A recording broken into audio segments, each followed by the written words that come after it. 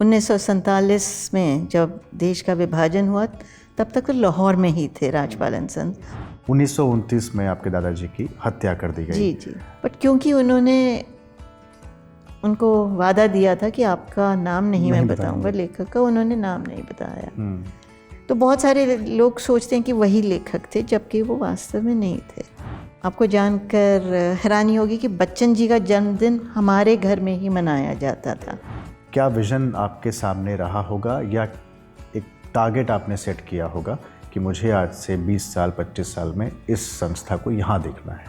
Business है at the end of the day, एक बहुत प्रैक्टिकल, वर्केबल, सस्टेनेबल अप्रोच होनी चाहिए।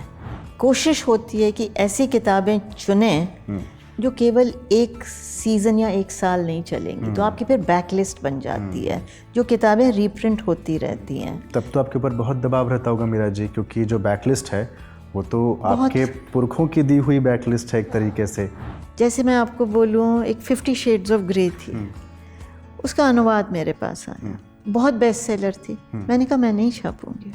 क्या मानक होते हैं किताब प्रकाशित करने के आपके लिए? मेरे तो बहुत सिंपल है, दो चीज़ें हैं। अगर राजपाल को विचारधारा के हिसाब से मैं देखूं, किस तरफ टिल्टेड है?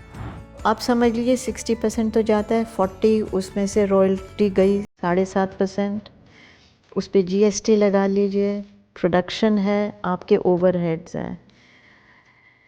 वी जस्ट फील कि अगर 10% भी मिल जाए, we are able to sustain, it is fine. Book fair में अक्सर मीरा जी ये किताब भेज दीजिए, चाहे वो कई रिव्यूअर्स हों, कुछ हों। मैं तो नहीं भेजती, क्यों मैं फ्री भेजूं? अशोक माहेश्वरी जी आए थे राजकमल के, उन्होंने कहा कि संपादक केवल हमारे पास में है, बाकी सबके पास में प्रूफ रीडर्स हैं। मानती है? सही बात है। बुक सेलर जब उसका मन करेगा पे करेगा या नहीं पे करेगा। 2 साल बाद, 3 साल बाद हमारे पास 20-20 साल पुरानी किताबें वापस आती हैं। आचार्य चतुर्सेन से ज़्यादा पठनीय कौन लिखता है?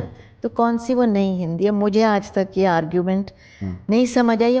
पुरुष के चले जाने के बाद एक स्त्री द्वारा प्रकाशन संस्थान को संभाला गया और उसको एक चेहरा जो दिया जाता है आमतौर पर पुरुषों का दिया जाता है, जैसे राजपाल एंड सन्स ही है ना, तो उसमें भी लगा है ना, एंड सन्स ही, सही बात है, एंड सन्स ही लगा हुआ है, जबकि आप संभाल रही हैं। सही बात है।